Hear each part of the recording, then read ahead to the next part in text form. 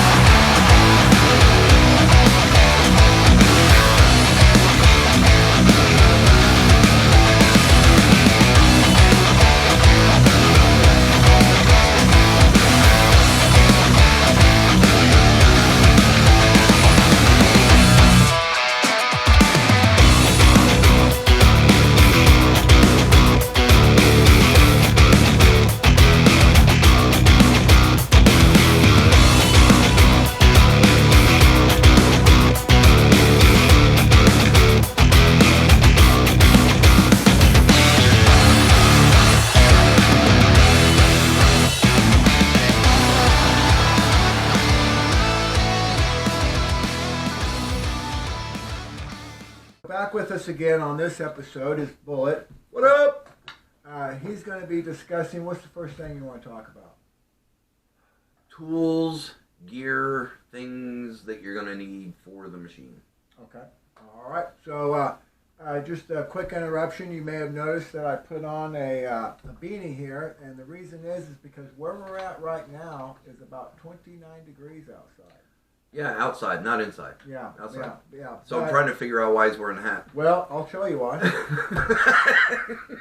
Because you don't have a beautiful set of locks? I don't know. That's right. My bald head gets cold, so. Anyway, go ahead. Oh, such good times. So gear for your equipment or for your machine. Tools.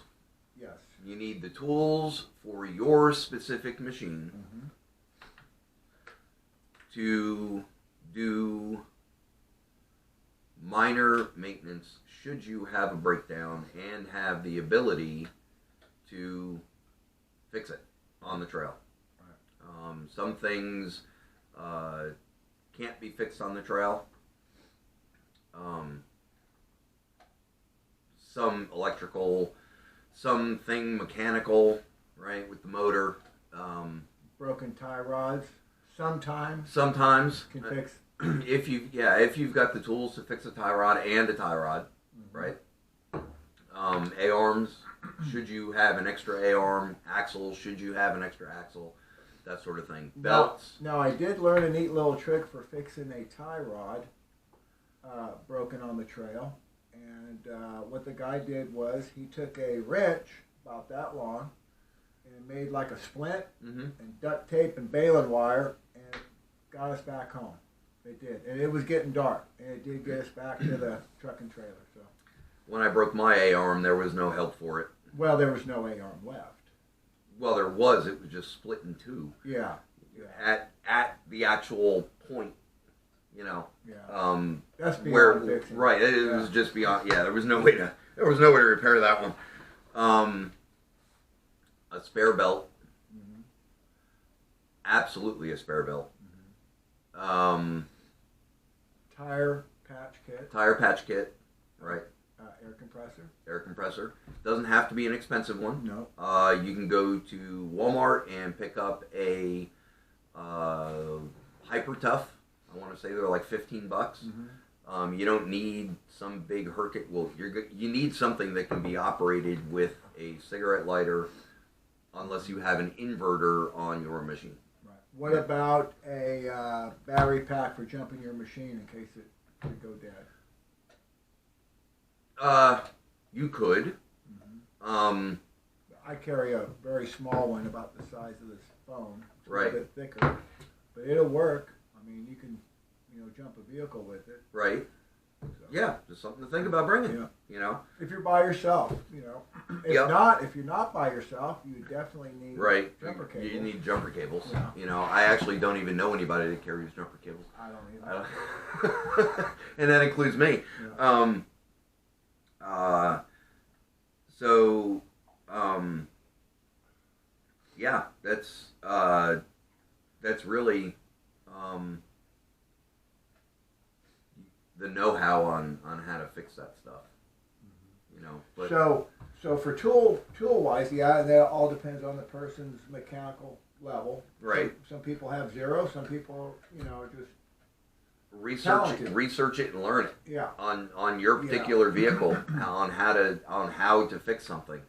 As far as the tools you want to carry, I'm a firm believer in manual tools. Mm-hmm. Right, bringing an impact wrench with. Now, if you're going out on a day trip or something like that, and you want to bring An an impact or something that's battery operated, that might be fine. But just for peace of mind for me, a 15 millimeter wrench is a lot lighter than a impact wrench, extensions, the socket, the battery. And I can carry it in a smaller, compact toolkit, but I only carry the tools that I'm gonna need to do most repairs, the most common repairs that, again, if you're on an overlanding trip where it's a 3 or 4 dayer, and you're going to be covering some rough terrain, you might want to think about bringing an axle. Some machines have the front and rear axles are the same. Some of them are different, but they don't really weigh all that much. They don't take up that much room, but you might want to bring one. Right. You might want to bring a ball joint or two. Yeah. You might want to bring some Startron or gas treatment of some kind in case you should pick up some bad gas somewhere. Yeah. In one of these little towns. It's Yep. happened to me, which I had to be rescued. But Yeah. I got a bad load of gas in my machine, and I had to pull out the pump, drain all the gas out of it. God, it was horrible. But had I not started the machine and let it run before I left, I would have gotten to where I was going, started the machine, probably started getting down the trail, and done. yeah. Just as a precaution, now you can choose to whether it's Seafoam, Startron. The Startron is what I use. It's I had a friend of mine turned me on to that stuff, and it works great. You get a bottle of it. I want to say it's $6 or $8. Yeah. You can get it at Walmart. It's a blue Yeah. bottle. It says Startron on it. It's blue. It's blue. The bottle is blue, Mm-hmm. and it will treat, I believe, up to 48 gallons. Yeah. 46 or 48 gallons of fuel. Basically, it's a cap full It's a cap per full. 5. Yep, it's a cap full. That's generally what I go with. A cap full per 5 gallons. Right. So every time I fill up the machine, Yeah. I put 2 capfuls of it in. It's also like a carburetor / injector cleaner. Yes. It's not an octane booster. Right. Don't run cheap gas. Right. Run. Try to run non-ethanol. Yeah. If you can. If you can, but I mean, chances are most places it's at least going to be, it'll say make and it will contain up to 10%. Right. You can't get away from it these days. Right. But the Startron will help with any of that stuff. So I fill up my tank with, when I fill up 2 capfuls, and then when I fill up my gas can, a cap full, and I just keep it with me. And I've never had any problems with it. It's just a little safety insurance. Right. The thing you want to do before you go out on any trip, whether it's a day ride or an overnighter or an overland trip, is check your machine. Make sure your brake pads are good. Make sure, take your wheels. Yeah, take your wheels and wiggle them back and forth. If there's any play in that toe end, Right. it's going to, something's wrong. Yeah. Put it in the air. Yeah. Now me, just because it's me, whenever I get back from a ride, day ride, doesn't make a difference. Weekend ride, after I wash everything off, I grease it. Yeah. Most definitely before I go out on the next ride, I'll put it in the air, side, either the front and the back, or front then the back, or left side then the right side. Doesn't make a difference. And try and move the wheel up and down and side to side, because up and down is a bearing going out, and side to side, can't remember whether I have them backwards or not. Side to side is a bearing. Up and down is up and down is a bearing. Side to side is a bushing. So you want to make sure that your bushings and your bearings are good before you go out on that ride. And if it's a really long day, every now and again, you don't have to put the machine in the air, but every time you stop, if you stop for whatever reason you stop, walk around the machine and push on the tire. Yeah. Yeah. Push on the tire. Lee does it all the time. You go out on a, Oh, I do now. Yeah, of course we go. Yeah. When we go out riding with Lee, even a day ride. You're liable to ride 100, 125 miles. On dirt roads. Dirt roads, trails, right? We get stopped, and you'll actually watch Lee walk around, and he walks over to everybody's machine. His machine, everybody's machine, and he'll walk around and he'll check all 4 tires. Just a habit. Right. So I actually got into that habit, because of somebody else. But yeah, I did too, but because of me. Well, yeah, because That was one of the mistakes I made. Yeah, because you burned out a couple of bearings. So yeah, that's just you want to PM your machine before you go out. 8 of them. Yeah, eight bearings. All right. The bags. Yeah. What type of? Well, let's talk about personal equipment. What type of? We're not talking about the food you're bringing or anything like that, but your personal equipment. What should you have on you, whether you're going on a day ride, an overnight, or a 3-day or a week? What should you have with you at all times? So generally, with me at all times, it's my insurance bag. You should have a safety plan in place. I think we're going to talk about that later.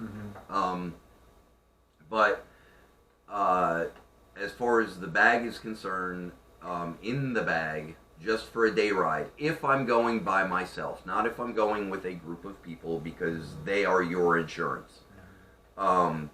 My insurance is the unexpected breakdown. The unexpected breakdown. They're all unexpected. Right. The unexpected camping trip. Yes. Right. So you're not planning to be gone forever and never come back, but shelter, water, fire, food, and warmth if it's during the wintertime. Warmth if it's during the wintertime. So those things, and I think we're gonna cover later. We'll take a deep dive into what we carry in our bags. and might give you some ideas on what you might want to carry in your bags. But just in your head, until we get to that part, think about what you would carry.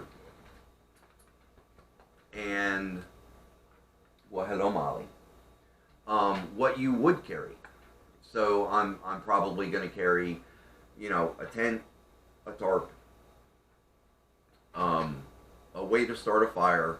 You're going to have water with you, but you want to carry water, and maybe some extra clothing, appropriate for the time of the year that it is. A sleeping bag for the appropriate time of the year that it is, or you could just simply go with a tarp and a hammock, little lighter weight, but you got to make sure that it's got a mosquito net. If it's during the summer, maybe some mosquito repellent, stuff like that. And that's just in a day bag, because that day bag might turn into an overnight bag. Right. You're only going out for the day if your machine breaks down, if you have the plan in place for somebody to come look for you, which you should. You're only going to be there overnight, right? Your multi-day bag is actually just going to have some of the stuff is going to be is just there, and you're just going to add to some of the other stuff. So you might need a larger bag, if you were planning on going on a 3-day trip and you're going by yourself, right? You're automatically going to have those 3 days worth of food. Right. Right. And we're not talking about a cooler and all that kind of stuff. And you might have it because you're only planning on going on a 1-day trip, right? But in that bag, you're going to have some of those extra things. So that kind of brings us to the time of year that you're riding. Depends on, mostly, if it's cold outside, you're already going to be dressed for warm weather. You're just going to have some extra. You might have a set of long johns, an extra set of wool socks, or you're going to have a little bit extra cold weather gear. But you're already going to be wearing the appropriate gear or appropriate clothing for that time of the year. That's really... Well, and then the other bags you need a medical bag. That's going to, yeah. So in your bag, that was a good point. I almost forgot about that one. A medical bag. It doesn't need to be... That's probably where most people are going to do the most overpacking, right?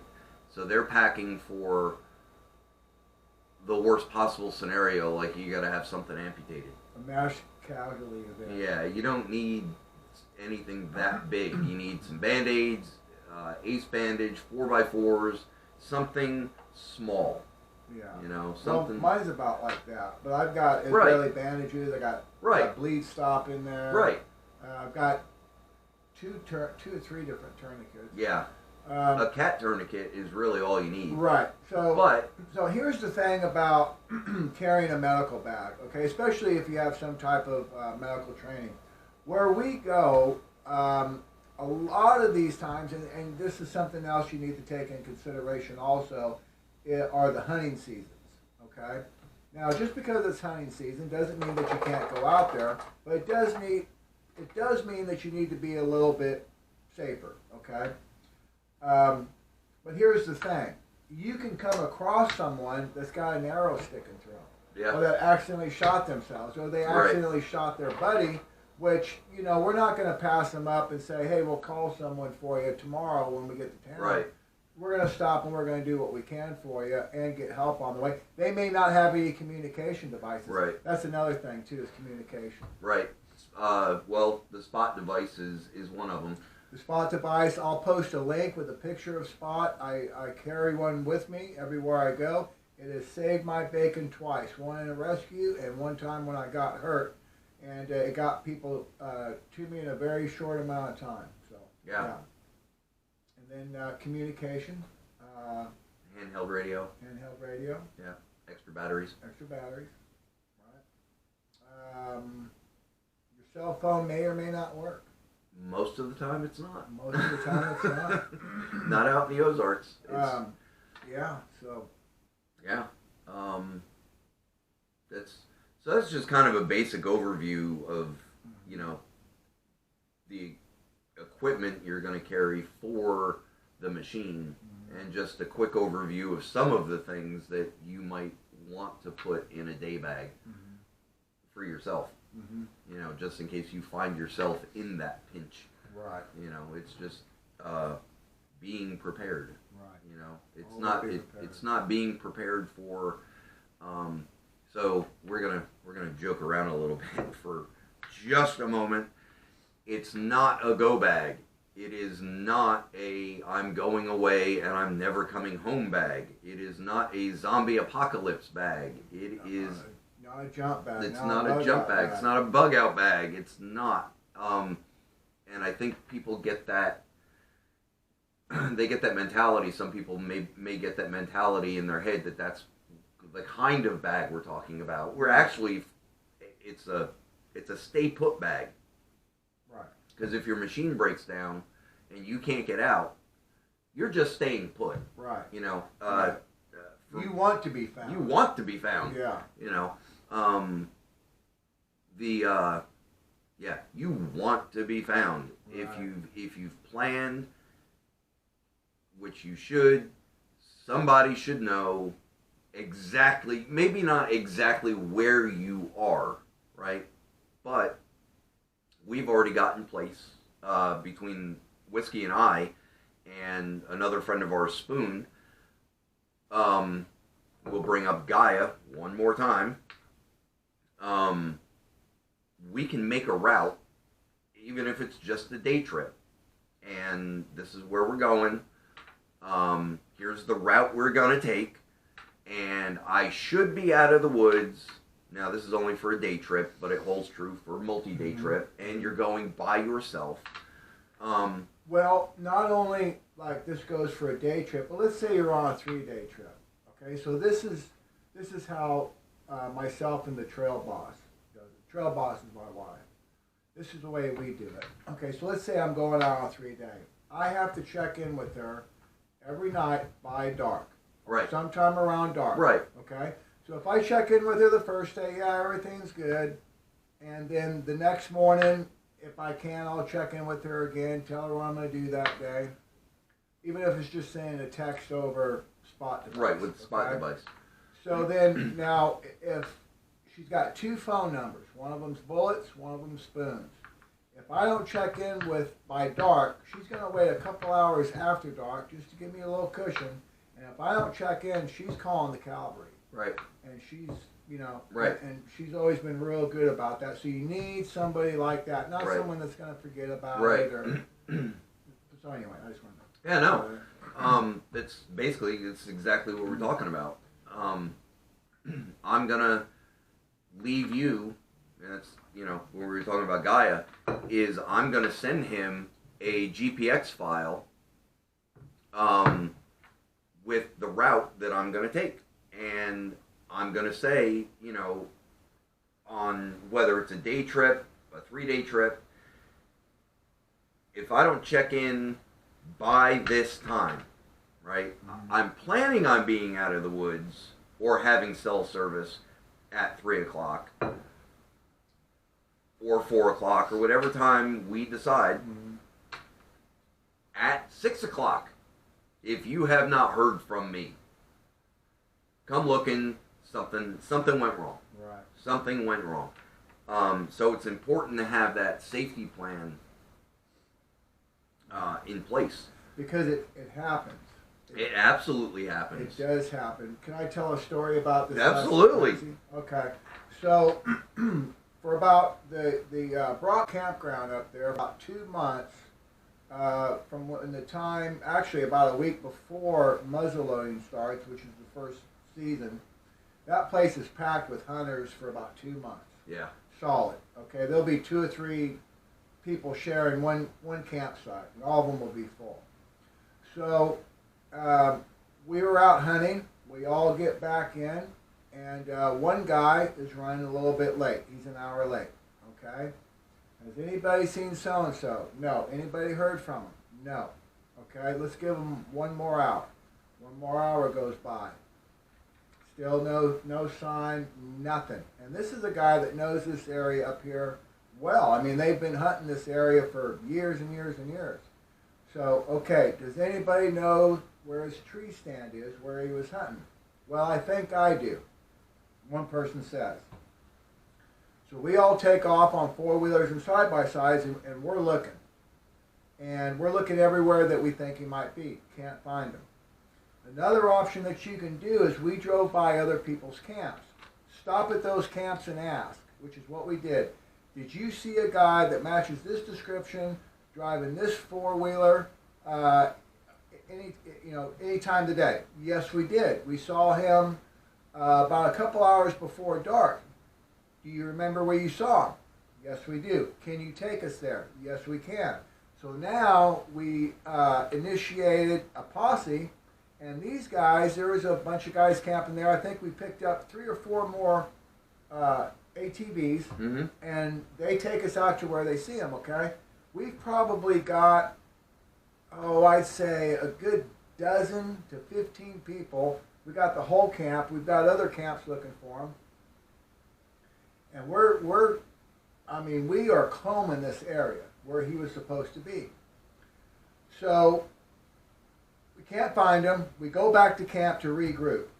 Somebody calls his brother, who lived in Morrilton. His brother comes out and says, I know of this one other tree stand that he goes to sometimes. Maybe he's there. We all go back out. His brother found him. Okay? He found him. This guy was no more than 100 yards from his ATV, his four-wheeler. What had happened was he was leaving the deer stand. He saw some scrapes on the ground. He parked his four-wheeler. Now, again, this guy wasn't prepared. He should have been. He was a hunter. No flashlight, no food, nothing, okay? Because they're so used to, they got lax. Right. Okay, they lost respect for the outdoors. For the environment. For the environment, Got turned around. That's exactly what happened. So he walked away. All of a sudden it's dark, and he looks around. Yep. Can't find his four-wheeler. You don't recognize anything. Right, don't recognize anything. So that's a real thing that can happen among the most experienced hunters and wheelers and things like that. Yep. So, yeah. And again, nobody really knew where he was. Right. You know? Because he didn't tell anybody, I'm changing tree stands. Right. I might go over here. Right. You know? He was ill prepared. Right. You know? Now, one thing that he had forgotten about, now he said he could see people riding on the trails by him, but he was yelling, but he didn't have no flashlight. What he forgot about was he had a rifle. Right. The international call sign for help is 3 rounds. Yep. And that's all he would have had to have done, Yep. and we probably would have found him right off the get-go. Right. But he was panicked. Yeah. You know, and he forgot. And even on a machine, even if he'd had a whistle. Yeah, or a whistle. If he'd had a whistle, you probably wouldn't hurt him. Yeah, that's true. You may. Right, but you're going to hear a gunshot. Right, it's iffy. Yeah. But yeah, if you're that close, you're going to hear 3 gunshots. You know, 3 gunshots in a row, because nobody shoots. Very few people shoot 3 quick rounds at a deer. You know. Right. You know? But we were driving right by this guy, not right by him, but you know he could see us. Right. You know he could see the headlights. Okay. That closes out this episode. We hope that you've learned something. In our next episode, we're going to talk about the mistakes that brand new people at Overlanding make, and we're going to use our own mistakes to give examples of what can happen out there, especially if you're new. So anyway, we thank you for watching, and we'll see you next episode. Deuces.